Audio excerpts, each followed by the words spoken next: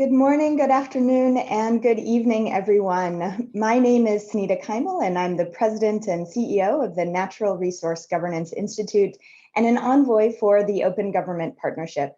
Welcome to the opening plenary session of the third annual Open Gov Week.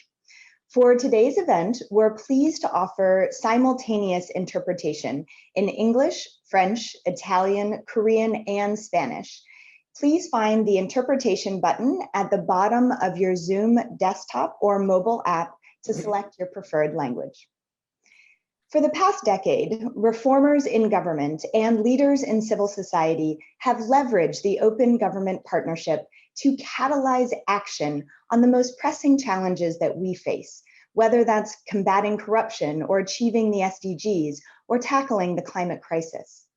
COVID-19 has laid bare new and persistent systemic injustices that we have the opportunity to address through response and recovery efforts. Now, more than ever, we need the power of open government. That is why this year's Open Gov Week will center around the new phase of OGP's Open Response and Open Recovery campaign, Open Renewal. Open Renewal is about galvanizing the spirit, the optimism, the energy of OGP to address today's challenges. It is about recognizing that we seek not just to return to the past or to reset, but actually to renew democracy and our open government values. For NRGI and our partners around the world who are working to advance openness in the oil, gas, and mining sectors, Open Renewal requires open data and open dialogue. Open data will help citizens to understand both the risks but also the opportunities that the extractive sector presents for recovery and future economic resilience. Open dialogue is key to ensure that the decisions taken are informed by citizen voice. And open renewal means that policymakers and citizens are working together to ensure that the path to recovery is just, is equitable, and is sustainable. We want to hear what open renewal means to all of you. Please share with us how you are seeking to build stronger and more open democracies in a post-pandemic world. You can share your thoughts using the hashtags OpenGovWeek or Open Renewal on Twitter, or you can just share your thoughts with us here in the chat.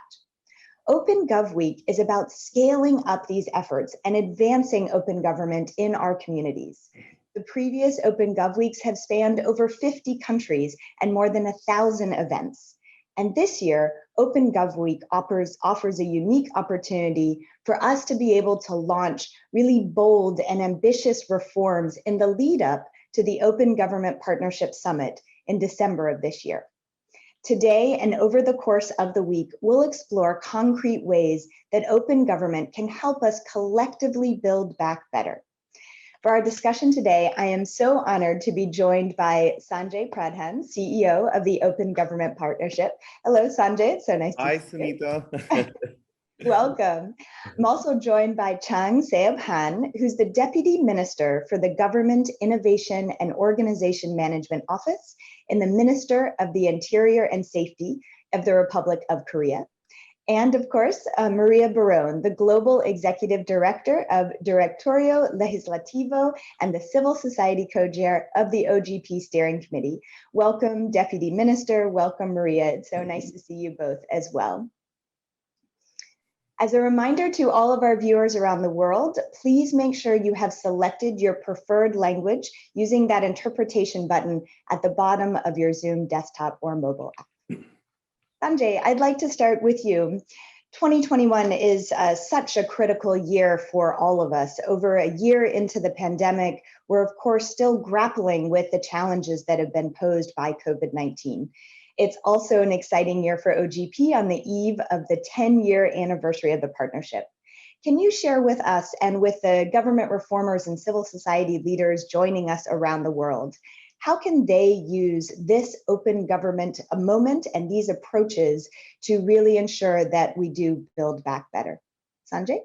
I really appreciate this, and a very warm hello to each and every one of you. Welcome to our third Open Gov Week. As Sunita said, and as you know, we are indeed confronting a confluence of crises. The most devastating pandemic in 100 years, the worst recession since World War II, multiple crises of inequality laid bare, and a continued crisis of democracy, reflecting the unfettered rise of authoritarian leaders, as well as historically low levels of citizen trust in government. But even amidst these challenges, there are important drivers of hopeful change. Even during the pandemic, we have seen citizens take to the streets and the ballot box to demand justice, equality, accountability. We have seen political headwinds shift recently towards democratic renewal. And we have seen through our Open Response, Open Recovery campaign that transparency, participation, and oversight can save lives and livelihoods during the pandemic. Building on all this, we in OGP have an unprecedented opportunity and imperative to make a real difference at this crucial moment in history. For this, let us leverage our record 100 plus action plans being co-created this year to scale up ambitious open government reforms that tackle these crises. And let us showcase these under the global spotlight of our 10th anniversary summit to demonstrate what building back better democracy looks like.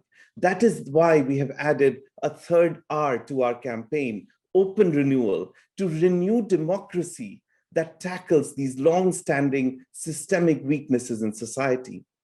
Our global campaign recognizes that OGP countries confront starkly different realities. While many are reeling from skyrocketing second wave COVID infections and deaths, some others are on the road to recovery. Accordingly, we are calling on all reformers, all of you, to tackle their specific challenges and together advance ambitious reforms to achieve 4 broad goals that can build better democracy in service of citizens. For this, our first goal is to advance bold reforms that fight corruption and capture. We need open budgets, open contracts, open company ownership. For instance, Colombia published its COVID-19 budgets and contracts and empowered citizen auditors to follow the money. We need to scale up transparency in lobbying, as in Chile and Ireland, and in company ownership, as in the UK, Nigeria, and Armenia, to build trust that bailouts and contracts are not captured by the politically connected. Recent announcements in Canada and the US on beneficial ownership transparency represent important progress. Our second goal is to tackle systemic inequalities in race, gender, income. We need to empower historically marginalized groups, such as North Macedonia, enhancing access to justice for its Roma minority, or Uruguay, empowering women through its Observatory on Gender-Based Violence. We need to tackle the gross inequities in vaccine distribution within and across nations. So while some unmask to breathe freely again, others are not left to die, gasping for oxygen or vaccines. Our third goal is to make our democracies more resilient. We need to tackle digital threats to democracy, such as the Netherlands regulating online political ads, Mexico committing to democratic control in the use of surveillance technology, Canada and France improving transparency and accountability of algorithms that governments use for public services. We must also protect civic space that has been under attack. In Nigeria, following the massive End SARS protests against police brutality, government and civil society leveraged OGP to commit to improved oversight and constructive engagement between citizens and the police forces. And fourth and finally, our fourth goal is to scale up reforms that build a more citizen-centered democracy to renew trust in government. We call this democracy beyond the ballot box, meaning that citizens shape and oversee their governments, not only through elections, but also between and beyond elections.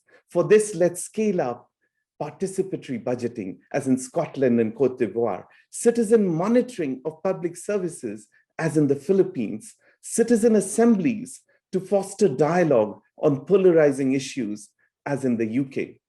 So we hope this Open Gov Week will galvanize you with new sparks of inspiration. You know, we are a partnership of doers and implementers.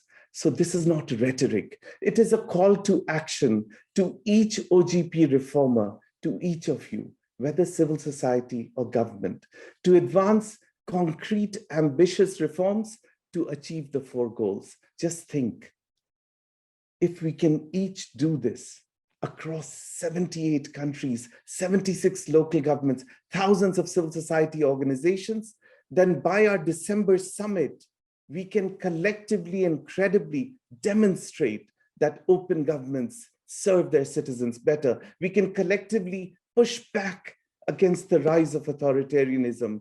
We can collectively, truly renew democracy, democracy that works for all. Thanks, Sunita. Thank you so much, Sanjay. Unprecedented is certainly the word of the year, the word of the past few years, and it's really exciting to hear of the unprecedented opportunities within OGP to be able to build on the many successes that you have mentioned. I also just wanted to take a moment to let you know that, of course, you and our colleagues, our friends, our families in India are very much in our thoughts during these difficult days. So best with you. Thank you so much, Sanjay. Now, Deputy Minister Han, I'd like to turn to you. As Sanjay said, Korea's leadership of the Open Government Partnership comes at a time when we're seeing this confluence of profound crises. And among them are, of course, the continued challenges to democracy in so many parts of the world. How is the government of Korea encouraging the rest of the OGP community to uphold the values of open government to address these challenges? And how are you leading by example in your own domestic process?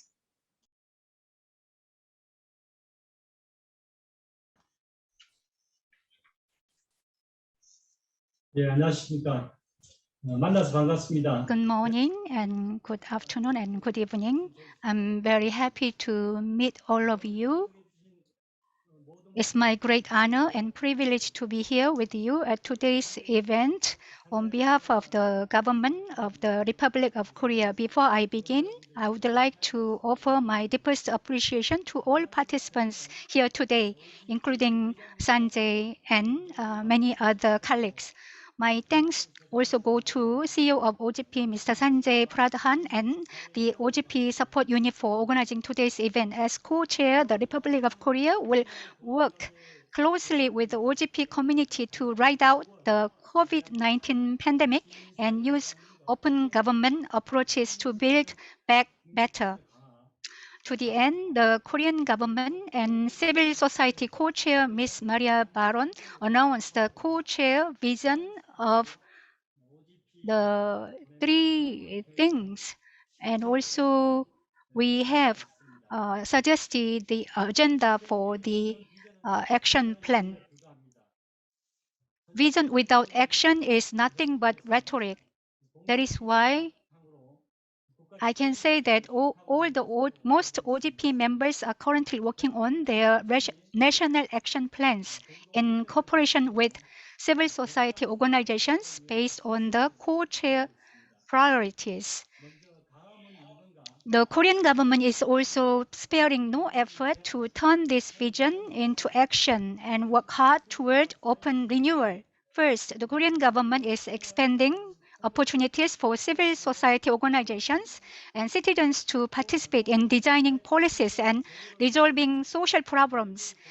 An online and offline open communication forum called Ganghwamun First Street, the e-petition system, a public participation platform, e-people, and participatory budgeting are some of the examples. Secondly, with a view With a view to enhancing social transparency, the government is reinforcing whistleblower protection by strengthening the confidentiality of whistleblowers and providing financial support for legal expenses. In addition to this, Korea is using big data analysis on unfair practices collected through public suggestions and petitions in order to take preemptive measures to address them. Thirdly, with regard to inclusive digital innovation, the government has recently launched a digital service called the Public Secretary, through which citizens can be informed of not only their vaccination appointment details, but also various other necessary administrative data in collaboration with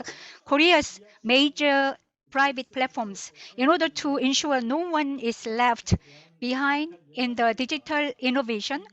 Korea is also providing digital education and devices to disadvantaged communities. Although the world has yet to overcome the COVID-19 pandemic, I am confident that we will not only recover from this crisis, but also usher in a much better world if we take more bold and effective approaches to realize open government values. I sincerely hope that we continue to strengthen our cooperation and solidarity between OGP member countries and civil society organizations towards recovering from COVID-19 based on the principles of openness, transparency, and democracy. Korea will also faithfully fulfill its role and responsibilities as co-chair. Thank you. Thank you so much, Deputy Minister Han. It's really exciting to hear about the way that Korea 실장님 has been 감사합니다. able to expand 실장님의 civic-based efforts and 업무가 civic 나머지 engagement, 파트너십 국가들이 leverage the 본보기를 ideas of 따르고 citizen voice going 열린 forward. 정부 위크 Thank you 기간과 so 그 much. 이후에 이들 및 기타 많은 열린 정부 문제에 대한 계획을 공동으로 만들도록 영감이 되었으면 합니다. Thank you. And just to let you know, I'm hearing the Korean translation as well. Thanks so much.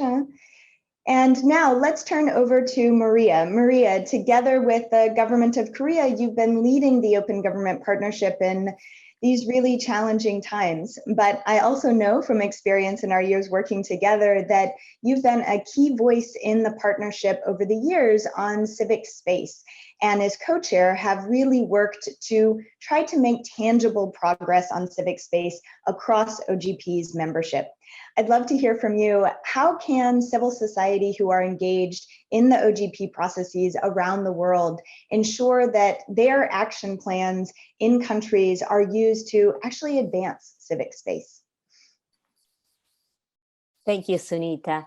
As you may know, it is very difficult for civil society organizations to advance civic space reforms in the context of the co-creation process of OGP, when usually it's the governments who are limiting the space and the freedoms. And as you may agree, we have seen a backlash in a series of countries since the pandemic started, and the situation is really, really crucial and really, really critical today. Civil society organizations are asking the international community, including OGP, for help, and we need to stand up for them as colleagues. And I am going to give you some examples from Latin America, only in the past, that have happened in the past 2 weeks. In El Salvador, as you may have heard also and seen, on May the 1st, newly elected members of parliament, the same day that they took office, they voted to fire 5 members of the Constitutional Court and the Attorney General. And of course, there's a risk that they will try to change the Constitution into an instrument that favors their objective. There, the organizations have triggered the rapid response mechanism within OGP, and we really, really fear for the personal security of our civil society colleagues. Also in Guatemala, as you may have heard, last year, Congress passed an executive-led decree called the NGO law, allowing government to control over organizations and the ability to close them down, to deregister them if they alter the public order. And it also enables them to control over their funding. There are a lot of lawsuits. There were a lot of lawsuits that to prevent this But this week, the Constitutional Court filed in favor of the government, so the law stands. And again, we fear for our colleagues in Guatemala. In Mexico, also early this year, the president threatened to merge or to dismantle actually the INAI, the Freedom of Information Agency, that is reference to all the hemisphere, calling them snitches. And this past week, in his morning press conference of May 12, the president showed the faces and the names of the governing council of the organization Mexicans Against Corruption, some of which were founders of OGP, in a clear act of intimidation. And finally, when democratic values regress in many countries, the whole region takes a step forward, backwards. Even in Uruguay, where we're starting to see the initial disconnect between the Open Government Initiative as an island within the administration, but at the same time, the loss of a lot of spaces of real participation and of acquired rights, like the dismantling of the national system of care, the Sistema Nacional de Cuidados. So to be clear, there's no open government possible without an enabling civic space that guarantees civic freedoms. And I think the only way to face this is together with the governments that actually do uphold these values and civil society communities. Like I said, it's a really critical moment right now in Latin America and other parts of the world. But I think we can do it. I think by the end of this week, we can discuss, or we would have discussed extensively and find, I think, answers and maybe collaboration to uphold this. Thank you very much.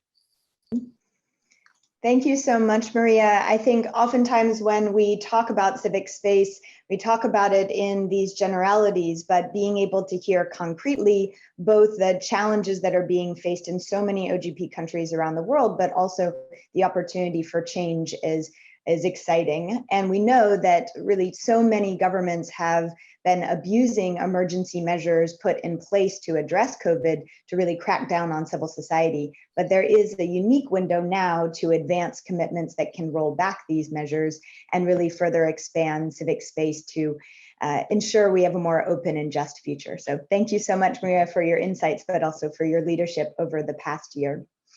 As you've heard, we face so many challenges, both new and persistent around the world.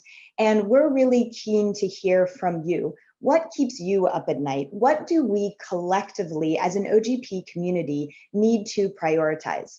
We're now going to launch a poll on Zoom to hear your thoughts.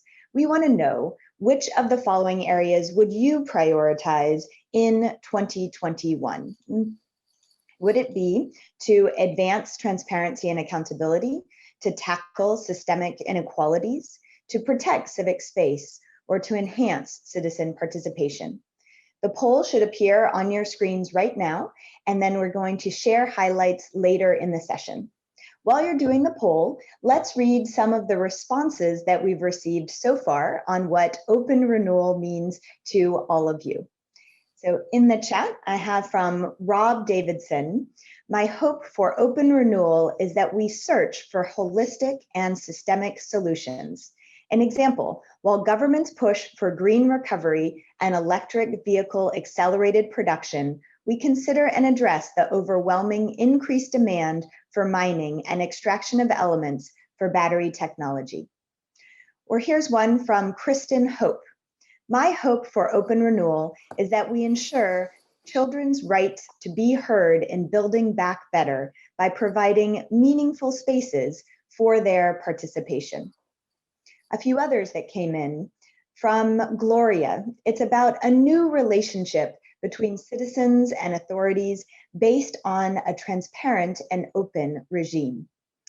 From Edgard, citizenship and value judgment on government actions. From Edison, renewal is to have resolution. And from Flora, it means a public or transparent recommitment to a particular action, course, or values. We're also seeing it's a chance for change, it's hope, it's opportunity, it's inclusive and democratic digital economy and societies, it's fixing systemic inequalities, and it's refreshing ideas for inclusive actions. Thank you all so much for submitting your responses so far, but please keep them coming. We really want to hear from you, again, in the chat or over Twitter. You can share by using hashtag OpenGovWeek or hashtag OpenRenewal. We're now going to hear from reformers around the world, those both inside and outside of government. These are individuals who are using open government approaches to, again, advance transparency and accountability, to address systematic inequalities, whether of income, of gender, or of race, to confront threats to democracy and civic space, or really to enhance public participation and to reinvigorate dialogue.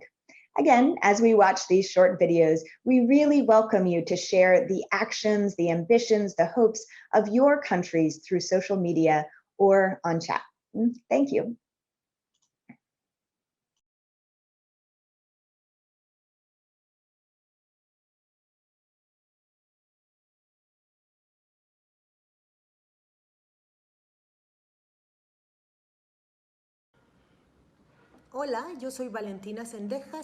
Hello, my name is Valentina Zendejas, and I am the Deputy Director of the Simone de Beauvoir Leadership Institute, a feminist organization that is working on OGP commitments in Mexico. The action plan that we are promoting together with the National Institute of Women focuses on creating a care system in a Mexican municipality that can serve as a pilot to then be replicated nationally, and that seeks to coordinate care policies for boys and girls ages 0 to 6, and for people who are dependent due to old age, illness, or disability, and also provide some paid time off and income policies for caregivers.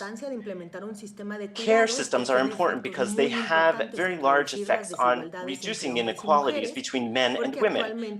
Currently, women continue to dedicate more time to taking care of dependents, and this work overload prevents them from obtaining good-paying jobs, continuing their education or professional development, or just having time for themselves. Being part of the OGP commitments has been very important. We managed, with clear and specific objectives, to put this fundamental issue on the government's agenda. And now we're advancing within a framework of clear commitments. Additionally, we believe that the path out of COVID-19 crisis should feature governments as central agents in the provision of care, so that it is not only families, and particularly women, who are in charge of this essential activity for life and society. That is why we are so excited to be part of this commitment and begin to see its results. Hello everyone, my name is Romy Mom, Honorable Commissioner, Human Rights at the Nigerian Police Service Commission. The mandate of the Commission in Nigeria is to hold the police accountable to human rights policing towards effective and accountable policing in Nigeria. The Police Service Commission is part of the agencies that are in charge with implementation of the Open Government Partnership National Action Plan in Nigeria. The pandemic, which is COVID-19, and the attendant lockdown that came with it meant that the current National Action Plan could not be implemented within the specified period. So on the 24th of September 2020, a meeting was agreed between citizens and police and in line with the International Steering Committee to extend the National Action Plan by 24 months. What this meant was that it was an opportunity to also add to the commitments and the activities towards ensuring that the issues that came with COVID-19 were done in a transparent and effective manner. And because of that, Commitment 1, 2, 3, and 13 were put together. I mean, Commitment 13 was very, very important in the sense that it spoke and it said we should review the Police Service Commission bill. This was to see that the civic space was guarded and enhanced and made much more open, owing to what happened in Nigeria, which led to what you heard all over the world called NSAS, against police conscripting the civic space and all of that. So the Police Service Commission, it was agreed that an activity to repeal the Police Service Commission Act as it was now and reenact one that would give police and citizens the authority and mandate to go into police stations and other prisons and all of that, and look at which citizens are there owing to arrest and all of that. Now, the important thing about all these activities that we have inserted after COVID-19 was that it was done between citizens and persons coming together. The spirit of co-creation was, respected to the letter. All the activities that we have added to the commitments were agreed upon between citizens and government. And as it were, the implementation, even as it is now, is also done. We have made some progress in all of this. The Police Service Commission Bill has undergone the first and second reading in the National Assembly and all of that, while the procurement, information, the audit of the companies, the beneficial owners are also out there and will soon be published in line with the activities as agreed in the commitment. Thank you so very much. Hi, I'm Ines Kuštje from Latvia. I work at the State Chancellery, the government point of contact in the Open Government Partnership. In our national action plans, we tried to solve a key issue, how to involve our citizens in addressing the wrongdoings taking place at their workplace. We created the whistleblowing law. The law is into force since 2 years. It provides for 3 reporting channels, an obligation to set up an internal whistleblowing system in private sector and in the public sector. The second channel would be external reporting to competent authority in the public sector. And if no action is taken, there is an opportunity to make a public disclosure. The law also prohibits reprisal against whistleblower, but also his relatives, and provides a set of guarantees in case of such reprisal. And one of such guarantees is a state legal aid. But of course, there are more other guarantees as well. We have created a special portal for whistleblowers, which provides main information about reporting channels. There's also a catalog of the state authorities and an option to make your report online. We produce annual reports, allowing us to see how many reports are received, what are the most popular institutions, and how the state protection guarantees are used. The first year, 2019, in 8 months, since the law entered into force, 435 citizens used the whistleblowing mechanisms. The second year, 2020, in 12 months, 517 submissions were made. Out of them, corresponding to the criteria set out in the law, were 122 reports. They were followed up by the authorities. If you want to learn more about our system, visit our portal. Aho, nor Transparency International New Zealand, Tokumahi. The Algorithm Charter is the output of one of 12 commitments in New Zealand's third National Action Plan to increase the transparency and accountability of how government uses algorithms. Tools such as data modelling and algorithms have tremendous power to affect the lives of individuals. Despite these tools being increasingly used by government agencies, there was no guidance on their use. Under this OGP commitment, Statistics New Zealand released an algorithm charter last year with a framework to guide government agencies in the use of algorithms in 6 key areas. Maintain transparency by clearly explaining how decisions are informed by algorithms. Embed a Te Ao Māori perspective in the development and use of algorithms, consistent with the principles of the Treaty of Waitangi, our country's founding document.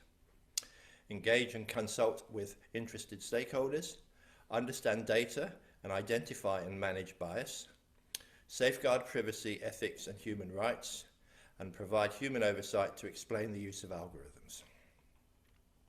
Marginalised communities are particularly affected by the use of algorithms. TINS and Statistics New Zealand work closely to promote increased transparency in the use of algorithms by government. The New Zealand Government is currently consulting on the 4th National Action Plan, and our submission on algorithms will include recommendations on a stronger mandate for the adoption of the Algorithmic Transparency Charter, a legal and ethical framework for the use of facial recognition, and regulation on the concentration of personal information by third-party algorithm providers. The OGP has been valuable in providing visibility and highlighting the importance of this work through the development of our national action plans. Tēnā koutou, tēnā koutou, Tēnā koutou katoa.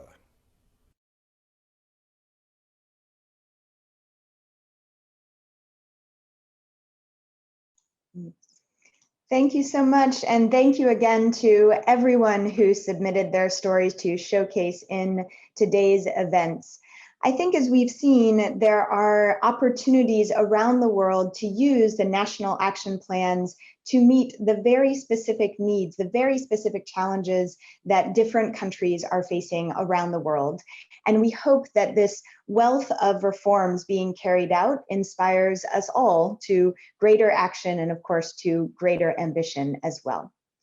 Now, let's return to our poll and hear what matters most to all of you in this moment. So we saw that 32% of the participants said that tackling systemic inequalities was most important to them.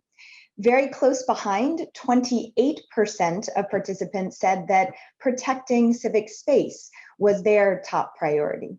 And then advancing transparency and enhancing citizen engagement was tied at 20%. As you can tell, there are a lot of different priorities that matter to each and every one of us, but I think what we see is that in the call to action that the OGP co-chairs have laid out, there is an opportunity, regardless of which priority you put forward, to really ensure that there is concrete action and therefore an opportunity to move us collectively forward and to elevate the open government partnership around the world. I'd now like to invite the incoming co-chairs of the OGP Steering Committee who will be taking up the helm of the partnership next year. I'm so pleased to introduce Marcella Panucci, who's the head of the cabinet of the Ministry of Public Administration of Italy, and Aiden Eakuze, who is the executive director of Twaweza East Africa. Ms. Panucci, Italy will take over as co-chair of OGP in 2022 and is also in the process of developing a new national action plan this year. How will the Italian government and civil society really leverage the upcoming national action plan to address the pandemic response, the recovery, and renewal? And what other issues does Italy plan to champion this year before becoming co-chair? Hi, thanks a lot for this invitation. It's an extraordinary coincidence that after 10 years, Minister Renato Brunetta, who signed the participation of Italy to the Open Government Initiative, is again Minister of the Public Administration and is heading to co-chair and chair next year the coalition. So it's very interesting, and maybe it's always in life, it's not really a coincidence. The open government initiatives have been spreading a lot throughout Italy, and the Italian government through the years has been committing to these initiatives with great strength, and this allowed us to reach important parts of the population, and especially spread of open government initiatives throughout all government levels, both at central level, within central administrations, and in local level. We are about to close the fourth plan on open government in 2021, and we are planning the next one, the fifth one, which will be enacted through our chairmanship of the Open Government Coalition. This is a particularly important moment because of some facts that you will quote in the pandemic, first of all, and the necessity to implement the national plan based on Next Generation EU. And both events do really need strong initiatives regarding disclosure and open government, and above all, citizenship participation and civil society participation. The most important fact regards the national plan for reform and resilience We have been involved in throughout wide consultation of stakeholders, all important stakeholders in the construction of the plan. But most of all, it's now important to monitor in an open way how the plan is implemented at all levels of government through wide consultation of citizens, and allow citizens to participate throughout all the actions. This will be an important experiment to test again how open government works in Italy. And also a very important experiment to allow the government to correct all the actions when needed in order to allow for a better implementation.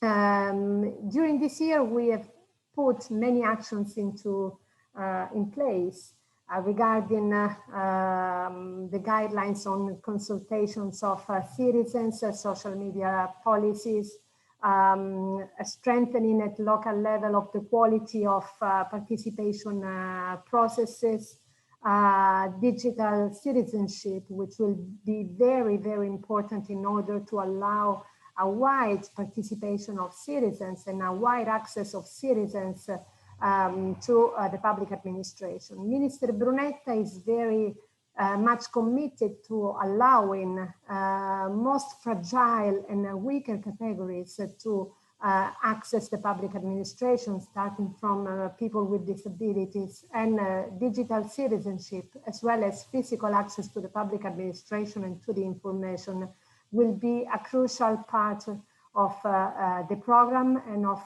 the national plan on reform and resilience regarding the public administration.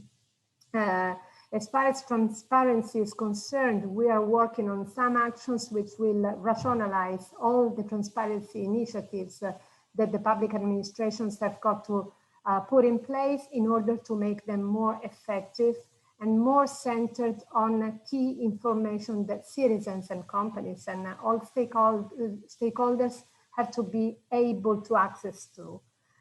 Finally, as for justice, which is an important part of reforms, we do believe that measures aimed at accelerating procedures, using digital throughout procedures and so on will be very important as far as the guarantee of protection of citizens' rights is concerned, as well as on as far as prevention of corruption is concerned.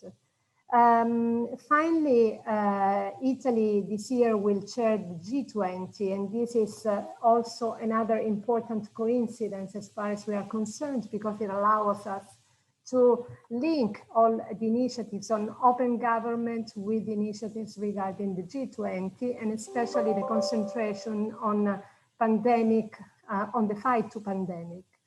In this case, transparency and open government and participation are very important instruments in order to allow the prevention of, the fight to pandemic and the cure of people. So I think this is a crucial year. It's important for all of us, and open government will for sure help us manage both the pandemic and the national plan for reform and resilience in the best way. Thank you. Thank you so much, Ms. Panucci. And I just wanted to pick up on your point about the opportunity to link the work of the Open Government Partnership and the National Action Plans to other international moments and forums. You mentioned the G20, an incredibly important opportunity. As well, of course, we have the opportunity of COP coming up later this year, of UNGAS, of the Summit for Democracy. And what we see is that these are opportunities to continue to build and sustain momentum through these international forums for domestic action. So very exciting, and congratulations again on taking up the chairmanship. Aidan, I'd now like to turn it over to you. We've heard from the current co-chairs and from Ms. Panucci, with whom you will co-chair OGP next year. We also heard from the OGP community, many of the exciting reforms that they are implementing and some of these key priorities that is on everyone's minds. What message would you like to send to the community to ensure that we really show concrete results when we are able to meet at the OGP Global Summit in December? Thank you so much, Sunita, and it's great to see you, and it is a real pleasure to meet you, Ms. Panucci, and the government of Italy, and I look forward to a year of working together to advance the OGP agenda. So to your question, I have really one message in 3 parts. The message is use OGP, use OGP, use OGP. I think sometimes the community can feel a little bit jaded that this is yet another talk shop and nothing really happens. But let me focus on really 3 areas. The first one is civic space, which Maria spoke so brilliantly about at the very beginning of this panel. And I would like to take it a little bit more generally. We understand the OGP has done the analysis. We've seen 15 years of consecutive decline of political and civic rights around the world. Can we see if we can slow that decline, stop it, and begin to reverse it? We may not be able to see the results in 2021 by December, but I think we ought to be able to begin to see some real action to do that. We spent 2020 flattening the curve. I think let's spend 2021 and going forward in terms of flattening also the reversal of political rights. Now, one area that I think we ought to do as a community is really build our coalitions, broaden the coalition of members in civil society who are working on civil society, civic space issues. Sometimes we can work a little bit in silos, and that really weakens us as a community in addressing these things. So let's work across different issues and use the action plans to include for implementation specific concrete civic space issues. We've heard from Nigeria with the police commission. We heard about Indonesia. We can read about Indonesia and the restorative justice. We heard a little bit about Mexico as well. In my own Tanzania here, with a change in leadership, there is a renewed sense of hope. However, hope is not a strategy. We really need to come together and be very tactical in how we're approaching the civic space area. And I think the work that El Salvador, Maria spoke about, the rapid response protocol, it's available for members in civil society to use when they feel that their civic space is being really infringed on and they're unable to operate. The second area in terms of where we can use OGP and use the National Action Plan is to make open government really mean something to ordinary people. And here it's focusing on service delivery and in this COVID-19 time, focusing on vaccines. I heard this morning on BBC that COVAX is short 140 million doses. 140 million doses. Let us as a global community close this gap by December, eliminate it completely. And some countries I'm going to call for maybe should think about donating their excess doses so that we can close this particular gap. But even within countries, let's make sure that our vaccine, in fact, our national action plans can be what I'm going to call vaccine related. How about some commitments around open review and approval of vaccines to combat vaccine hesitancy? How about open contracting to eliminate corruption and waste? How about open distribution to ensure equity in the distribution of the vaccines? How about open monitoring of all, not just vaccine, but all spending around COVID-19 stimulus so that, again, we combat waste and corruption? The IMF says that we should be spending the money, but keeping the receipts. Civil society organizations have a critical part to play in making sure that the receipts are kept and that they're verified so that the expenditure really is what is meant for.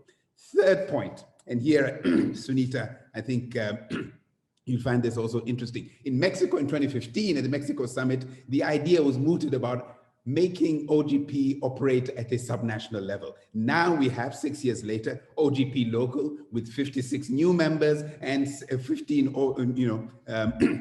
in the original cohort. And here, OGP local is a new and promising theater for open government operations for 2 reasons that speak to civic space and to the pandemic. Number one, the subnational jurisdictions tend to have lower political stakes when it comes to civic space. So here, there's potential for civil society to use that space of subnational to advance the agenda of opening up civic space and making sure that citizen participation and priorities are promoted there.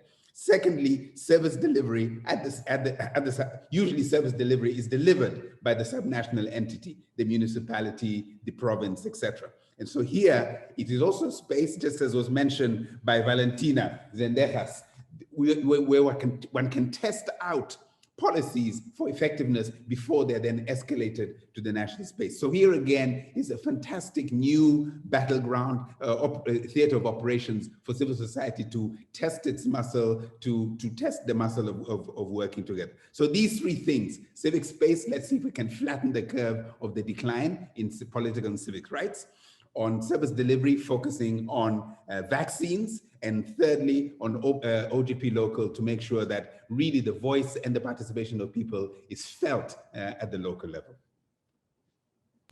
Great, thank you so much, Aidan. And I loved what you said about use OGP, use OGP, use OGP. I do think it's true that OGP is just a tool, and really the strength, the power of OGP comes from our strength as a community, from the strength of reformers, from the strength of civil society leaders. And I also really appreciate you flagging the innovations that we've seen at the local level over the past few years and the opportunities to really expand them. So thanks so much, Aidan. Let's now check back in with our audience and see again what open renewal means to all of you. So we have a couple of responses here from Bashir Adamu Abubakar. He says, my hope for open renewal is to have an overwhelming technique of manning public resources that will inclusively adhere to the rule of law. We have from Doreen Grove, use OGP to promote actions that help to ensure the renewal funding to be properly new, spending to ensure that we are shifting spending to support a well-being economy. And then we also have Sebastian Hasselbeck from the government of Germany that says, harnessing open government to exit the pandemic stronger than before. From Robin Hodis, we have, it means looking forward to new governance model that includes and creates an open culture. And from Elisa Peter, we have building back from the COVID crisis in a way that allows societies, people, and nature to thrive and renew. And then lastly, from Delia Ferreira, we have an opportunity to agree on transparency and integrity as the founding values of all reconstruction efforts. Thank you all so much for sharing your thoughts, and please continue to do so both on Twitter and in the chat. Though we are drawing this conversation now to a close, the work now to advance open renewal is beginning in earnest around the world. And I'd like to ask our current and incoming co-chairs to share, just very brief, in 1 minute, please, if you wouldn't mind, as we're running short on time. What does open renewal mean to you? Deputy Minister Han, excuse me, let's start with you. What does open renewal mean to you?